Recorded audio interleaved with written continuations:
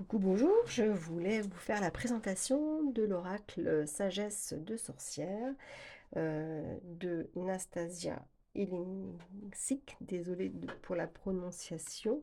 C'était un oracle qui m'a pas mal attiré, mais j'avais besoin un peu plus de temps peut-être pour me l'approprier. Donc c'est un oracle qui n'est pas récent, hein, qui est à la collection Lo Scarabeo, mais qui a été traduit en 2023 par le groupe Guide Tré Daniel. Donc voilà, c'est un magnifique oracle au prix de 26 €. Donc on va faire une petite présentation sur les cartes. Donc on a un coffret comme ça avec une petite languette pour attraper les cartes, hein. Donc c'est un jeu que j'ai eu d'occasion, hein. Qui arrive avec hop le fond de la boîte comme ça également, un petit livret qui est assez fin, mais en fait il y a tout ce qu'il faut dedans. Il est assez intéressant, très intéressant. Et donc les tranches sont neutres, donc moi j'aime bien du coup l'idée. Et le dos est comme ceci, très très beau dos. Donc je vous propose à la fin de regarder avec quel combo il peut se marier. Donc moi j'aime bien marier les oracles et les tarots. Donc voilà. Alors, Nastasia Ilinsik a été ou est anthropologue, en tout cas elle est actuellement illustratrice et c'est de par ses recherches qu'elle a voulu un peu illustrer des femmes, montrer des archétypes en fait de la sagesse de femmes fortes et résilientes euh, qui ont survécu à une ou deux guerres. Donc elle a fait des recherches, donc je vais vous lire un petit peu. J'ai interviewé de nombreuses personnes âgées portant les derniers de ces tatouages dont les racines remontent aux Illyriens, une époque antérieure aux premiers chrétiens. Hop.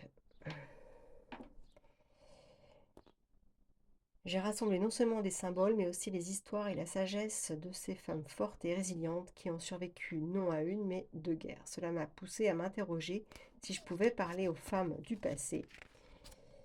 Qu'est-ce que j'apprendrais? Et si je pouvais parler aux femmes sages du passé, celles qui connaissent le royaume des esprits et les forces invisibles cachées dans la nature, qu'est-ce qu'elles me diraient? J'ai voulu rencontrer ces femmes-là, leur donner une voix, un visage, tisser leurs récits dans la toile de l'histoire. On a laissé si peu de place aux femmes dans le passé, et à elles plus encore, car elles étaient en marge de la société. Mon esprit s'est mis en marche et l'idée d'un livre a germé. Au fil des années, j'avais appris l'histoire, le folklore, les croyances et les traditions. C'était le projet idéal pour mettre à profit toutes ces connaissances. Donc, je ne vais pas tout vous lire, mais globalement, elle a voulu donc faire l'archétype de femme, de sorcière. Donc, elle explique bien que ces sorcières n'ont pas existé, sauf une. Voilà, donc je ne spoil pas. Voilà, c'est marqué, cherchez-la. C'est la seule dont je n'ai pas dessiné le visage. Voilà. Et ensuite, donc ça, ce sont les cartes dédiées aux sorcières. Donc il est divisé donc, en groupes de 2 cartes, 30 cartes intitulées Voix, dédiées aux sorcières, et 30 cartes aux murmures, décrivant des symboles additionnels. Donc moi, à la base, je ne suis pas spécialement fan de ce genre de jeu comme ça, mais en fait, eh ben, il est très très parlant. C'est vraiment très très intéressant. Donc après, en méthode de tirage, qu'est-ce qu'on nous explique? J'avoue que j'ai pas regardé parce que hop hop hop. Le conseil, donc la méthode la plus simple, en battant, donc faut battre par groupe de cartes en fait. Voilà. Euh, donc on peut tirer une carte du groupe voix et une carte du groupe murmure. Voilà. Et après, donc, elle propose un tirage en 3 cartes. La première représente la situation générale, la deuxième la traversée, la troisième nous invite à réfléchir aux résultats. Voilà. Donc pour chaque carte, donc on va prendre au hasard une carte du groupe Voix. Donc la métamorphe, on a donc l'illustration en vignette ici, le titre, des mots-clés, c'est toujours intéressant. Une petite description de la carte, voilà. Et un peu l'interprétation ici. Et à propos de la sorcière, donc en sachant que c'est fictif sauf pour une, on a une petite histoire, voilà. Et sur les groupes, donc dans le livret, c'est bien, tac, ici, signification des cartes murmure. Donc on retrouve du coup la petite vignette en couleur, le nom des mots-clés et voilà une petite explication de la carte. Voilà, donc c'est assez simple, mais c'est assez, c'est très intéressant et très très riche. Donc voilà comment ça se présente. Donc moi je les ai retriés et on va regarder donc les cartes du groupe Voix qui sont donc les sorcières. Donc ça a été traduit l'anglais, donc les mots par rapport à l'anglais voilà, ils ont essayé de faire au plus proche. Mais grosso modo, si je me souviens bien, cette carte, c'est plutôt être à l'écoute, quoi. Donc c'est l'oreille. Donc avec des dessins un peu préhistoriques, là, c'est vraiment sympa. La prêtresse. L'oracle. En plus, on a un peu toutes les époques, toutes les civilisations. C'est ça qui est très très riche. La cavalière du vent. La métamorphe. Mais il y a plein de détails. Je sais pas si on peut voir une petite grenouille ici. Il y a plein de petits détails qui peuvent nous parler. Très très sympa. L'érudite.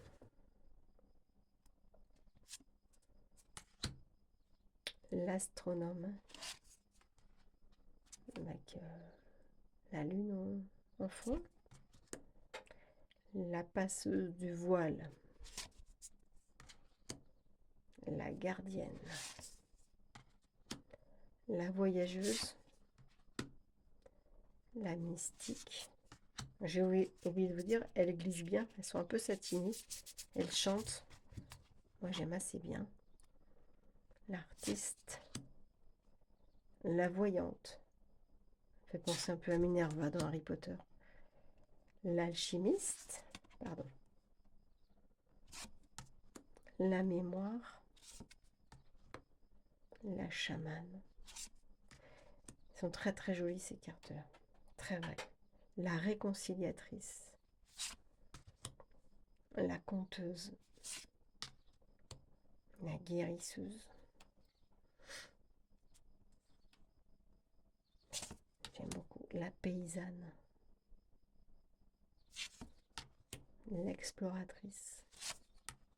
L'ermite, qui est un peu différente de l'ermite du tarot. La prophétesse. Des années folles un peu. La tisserande. La conservatrice. La sauvage. La compagne. La consolatrice. Avec ce petit lapin là. L'enfant du crépuscule. La croisée des chemins. Donc ce sont les 30 premières cartes du groupe Voix qui sont les archétypes des sorcières. Donc on passe un peu au message murmure avec le familier. Elles sont épaisses. J'ai l'impression qu'il y avait la jeune pousse, l'élagage, la lumière, la pierre levée, la fonte des neiges, la quenouille, la fossile. Donc il y a beaucoup de symbolisme. Le bâton, le repos. Et en fait, elles sont très parlantes les cartes. La tempérance, la corne d'abondance, la montagne, l'abeille. Je suis fan des illustrations des abeilles, l'orage, l'offrande, les ruines, le lièvre, le bouc, la coquille, la grenade, les racines, la couronne, la ronce, l'automne, le chaudron, le serment, le miroir, les dents et la lune. Excusez-moi, j'ai fermé la fenêtre parce qu'il y avait un peu de bruit. Donc voilà pour ce qui est du coup des cartes, des illustrations. Donc on va juste tirer une carte pour voir. Oh, j'aurais pu tirer une de chaque en fait. Une de chaque groupe. On va faire une coupe. Donc nous avons l'exploratrice. Et ben voilà, ça tombe bien. Comme ça, il y aura une de chaque. Donc c'est ce qui est très intéressant. Alors, je ne sais pas comment on veut la mettre, mais pas fait exprès. Hein, l'exploratrice qui visiblement est en train de gravir des montagnes et on va justement dans la montagne. Donc eh ben, écoutez, on va aller voir ça. On va commencer par l'exploratrice. Qu'est-ce que ça nous dit? Donc en termes de mots-clés, on a envie d'ailleurs, identité, découverte de soi et voyage. Donc déjà une petite idée. Donc quand la pluie se met à tomber, elle n'éprouve pas le besoin de chercher un abri. Elle observe, fascinée, les nuages noirs s'amonceler sur les montagnes majestueuses qui entourent le monastère. Le grondement du tonnerre profond, guttural, la remplit de joie. Enhardie par l'aventure, l'exploratrice incarne le voyage vers la découverte de soi et l'idée que nous trouverons de nouvelles facettes de nous-mêmes en nous éloignant de notre confort habituel. Il suffit de s'aventurer dehors, de faire la place au développement de soi. Donc on nous parle de cette sorcière hein, qui est donc fictive. Harini Hort est née à Wellington d'un père juif anglais et d'une mère chrétienne d'origine maori. Ne trouvant pas sa place au sein des communautés, elle passa sa vie à voyager. Ses pas l'amenèrent dans les contrées les plus sauvages du globe et lui donnèrent le sentiment d'appartenir non à un seul lieu, mais au monde tout entier. Donc voilà, c'est une carte qui nous parle de découverte de soi, d'aller plonger un peu dans nos profondeurs. Et avec la montagne, on comprend vite que c'est pas forcément le chemin le plus aisé. Donc 43. La montagne avec obstacles, défis, entraves. Ou justement que c'est un défi d'aller à la découverte de soi-même. Alors, les chaînes de montagnes constituent d'incroyables frontières naturelles. Ces lisières ont façonné la manière dont nos cultures se sont développées et se sont influencées au fil du temps. Leur grandeur est à la fois intimidante et inspirante. Elle nous pousse à l'humilité et nous défie. Les hommes y ont creusé des passages, ont escaladé leurs sommets et ont même logé leurs dieux. Cette carte ne représente pas seulement les obstacles, mais aussi notre capacité à les surmonter ou à les contourner. Elle sollicite ingéniosité et courage. Donc voilà, on peut du coup en déduire et travailler sur ces deux cartes. Voilà, soit on se dit, bah déjà, on est en plein dedans, dans l'exploration de soi, partir à l'aventure, découvrir des failles. Voilà, on nous dit que le chemin est peut-être... en tout cas, c'est en cours, hein, on est déjà sur la montagne, donc il nous reste peut-être encore un chemin à parcourir. Donc voilà pour un petit peu ce que ça peut donner en termes d'interprétation. Et je voulais vous présenter des combos. Alors, avec un premier combo, avec le tarot de la sagesse des sorcières, parce que déjà en termes de vocabulaire, on est sur la même gamme. Alors, ce tarot, j'en ai pas fait la présentation encore. Il est très, très, très spirituel. Il est magnifique. C'est un tarot qui bouscule les codes parce que le chemin du fou ne commence pas au zéro. Il commence par le monde. Et voilà, c'est très, très intéressant. Je n'irai pas dans le détail, mais en tout cas, moi, je le prends pas comme un tarot ni comme un oracle. Euh, mais par contre, bon, les illustrations sont magnifiques, hein. Je vous montre vite fait ce que ça peut donner. Il est vraiment très très chouette, c'est très très beau, mais c'est très très spirituel. Et là, pour le coup, il ne suffit pas beaucoup de cartes pour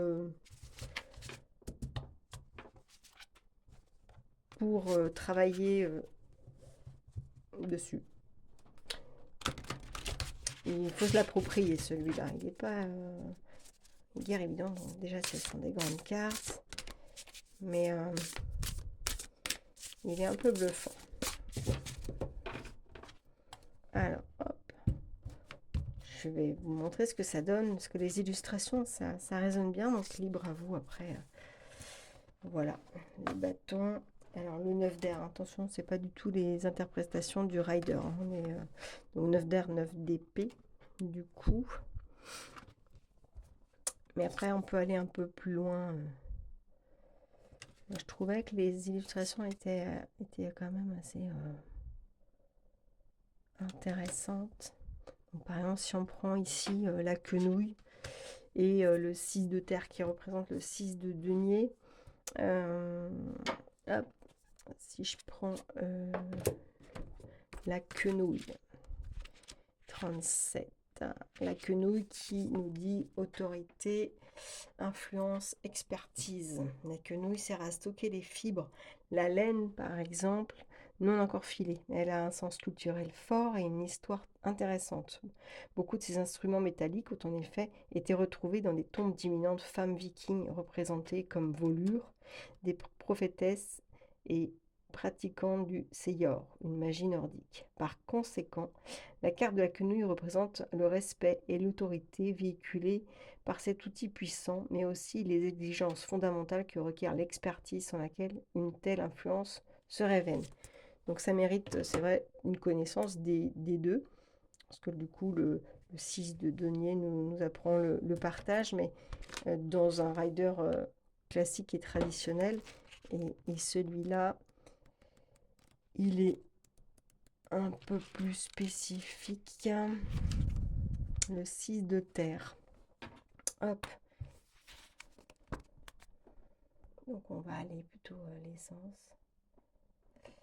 Réfléchissez, considérez toutes les possibilités, choisissez sagement les défis inattendus, la maîtrise de soi. Donc on parle de maîtrise et d'expertise. Donc voilà, entre les images qui peuvent parler et les explications des deux, ça mérite quand même une petite connaissance des deux, mais je trouvais qu'au niveau des illustrations, c'était quand même c'était pas mal, c'était vraiment pas mal. Donc voilà, là vraiment pas forcément besoin de tirer beaucoup de cartes, parce que rien qu'avec deux, là on imagine le gardien de sagesse et la prophétesse,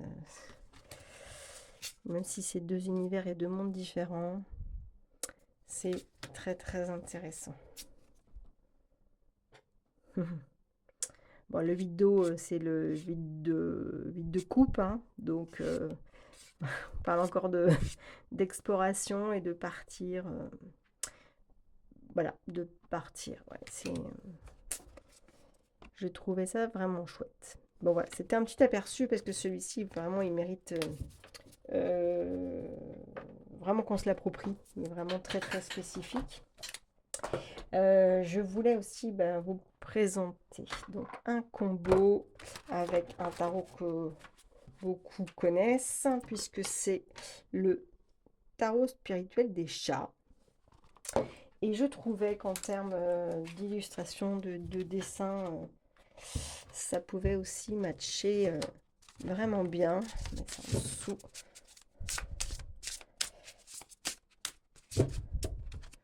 Hop, on va faire une petite coupe. Et pour vous présenter, bon celui-là on ne le présente plus je pense, il est quand même illustré donc par Adam Hollers, qui est juste magnifique. Et il y avait une énergie dans les dessins, parce que pour le coup lui c'est un rider qui est vraiment très très explicite, pas forcément besoin du bouquin pour donc là c'est les dos, bon pas forcément ça matche bien, mais hop on va faire un petit mélange, hop, et c'était pour vous montrer un petit peu les énergies qui peuvent se dégager de ce combo, bah même en fait la lumière quoi, la lumière, les couleurs, c'est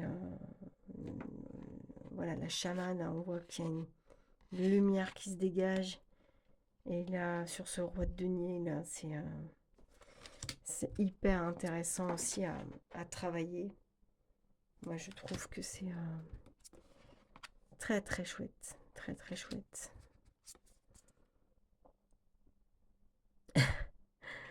Ce 2 d'épée là qui se prépare toujours à explorer. Non mais voilà. Il y a... C'est super chouette. On peut faire beaucoup de choses.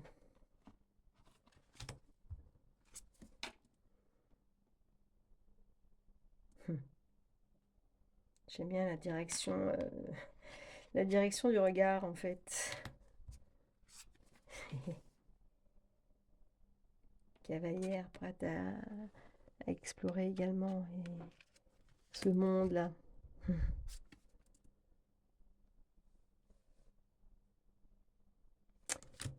Bah, je sais pas, dites-moi ce que vous en pensez. Moi, je trouve ça vraiment intéressant. Vraiment hyper intéressant. Les combos que ça peut... Reine de coupe et la compagne. Enfin, c'est génial, je trouve.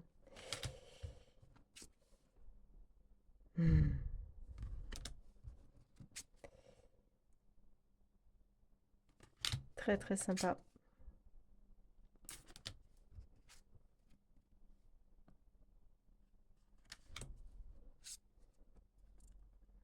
L'as de coupe et cette coquille là.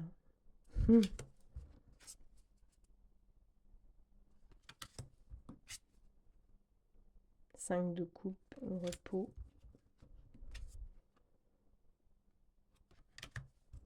Il y a quelque chose, hein. Pareil, le 6 d'épée qui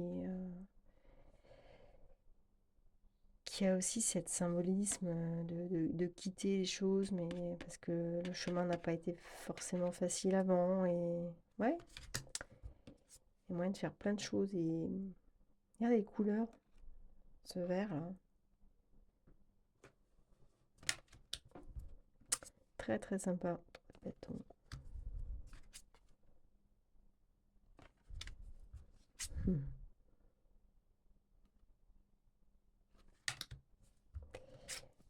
Donc ça c'était donc un de mes combos qui a bien résonné. Moi je trouvais très très fort les énergies de ce jeu.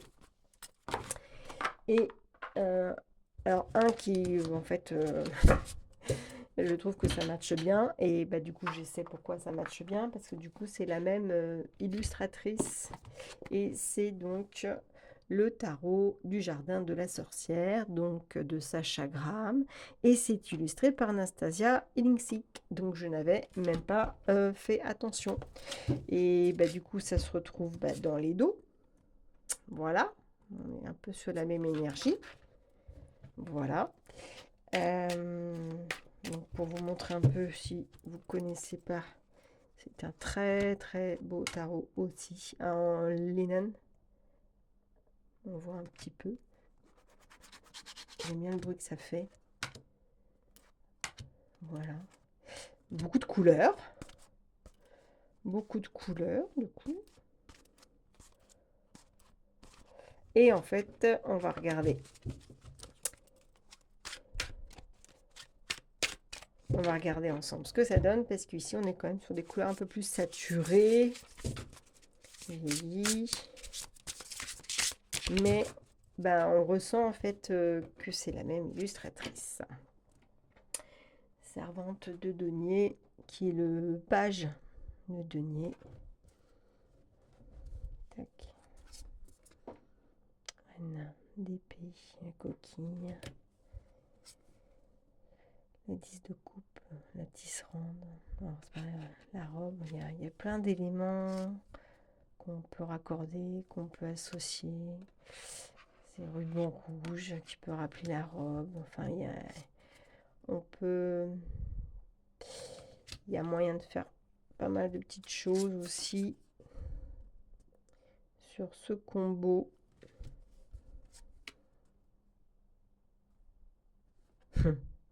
Position de la main presque aussi.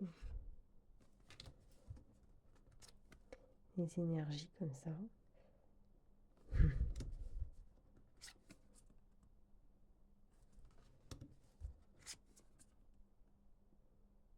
Elle est dure cette carte.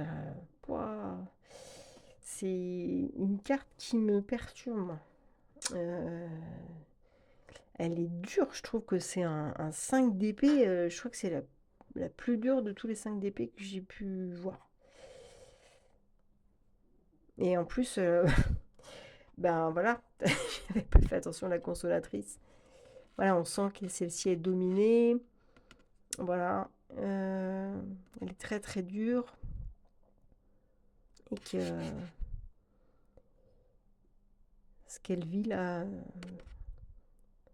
on peut compter sur quelqu'un qui la console après. C'est intéressant. Hein, la tempérance et la compagne.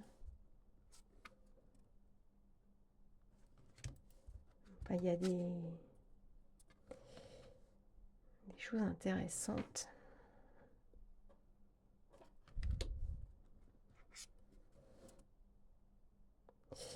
Là, la faucille, c'est la récolte. Voilà, la récolte, la période du mois d'août, là où on récolte ce qu'on a semé. 10 de denier.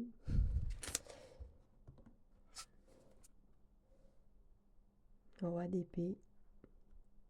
Je trouve que les énergies, pareil, les couleurs, c'est très très intéressant, c'est très très joli. Il y a moyen de faire quelque chose de très très sympa.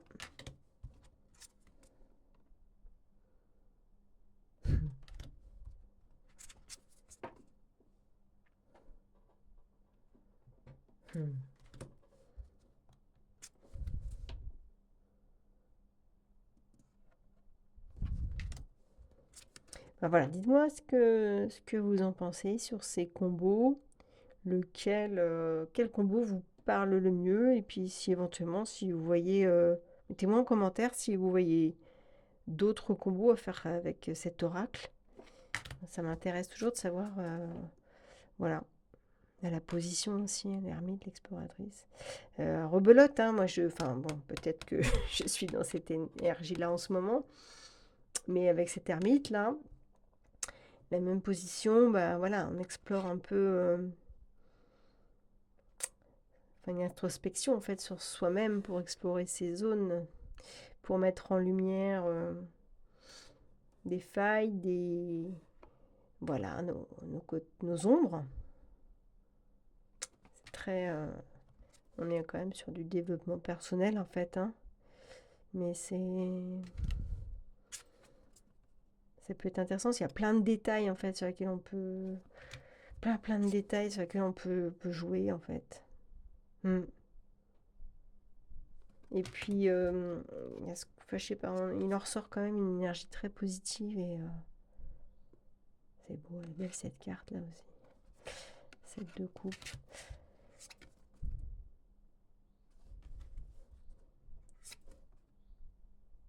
couleurs. L'impression qu'elle est cette mystique là qui est partie faire sa lecture dans ce jardin, dans cette roseraie peut-être, rencontrer cette reine de denier. On peut s'imaginer voilà, un petit voyage là, servant de l'épée, voilà, qui représente cette voyageuse là, qui a dû batailler, hein, parce que on sent qu'elle a un certain âge. C'est ça qui est sympa.